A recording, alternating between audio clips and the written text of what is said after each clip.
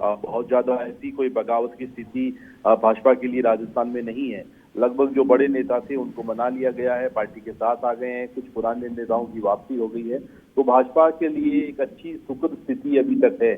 और दिवाली का भी अवसर है, तो एक तरीके से जो हम कहते हैं रामा श्यामा का जो दौर है वो भी है, और बधाई संदेशों का आदान प्रदान भी होगा।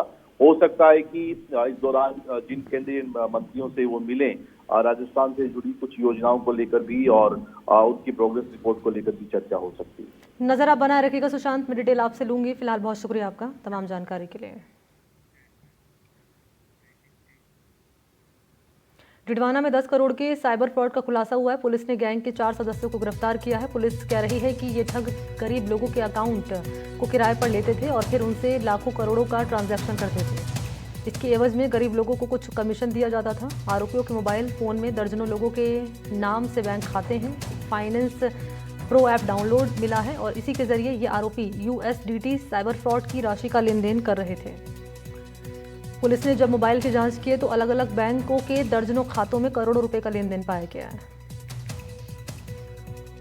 डिडवाना पुलिस ने 4 ऐसे साइबर अपराधियों को गिरफ्तार किया है जिन्होंने लगभग 10 करोड़ से अधिक का साइबर फ्रॉड किया है। पुलिस इस मामले की जांच कर रही है। हमारे साथ मौजूद हैं डिडवाना कुचामन जिले के SP हनुमान प्रसाद जी। इनसे हम बात करते हैं कि क्या पूरा प्रकरण था और किस तरह की पुलिस की कार्रवाई। सर, ये पुलिस की क्या कार्रवाई थी, पूरा प्रकरण क्या था?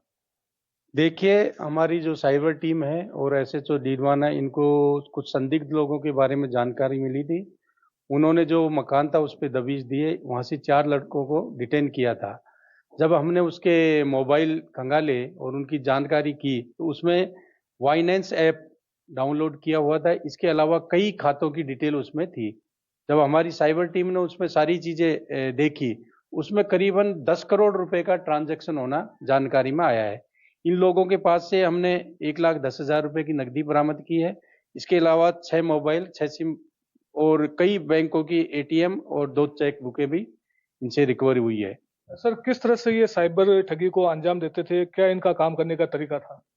देखिए, इन्होंने कई लोगों के, जो भोले भाले लोग हैं, आम लोग, उनके बैंक अकाउंट किराए के रूप में या उन कमीशन बेस पे इन्होंने ले रखे थे और उसमें जो फ्रॉड का जो पैसा आता था उसमें ट्रांसफर कराते थे।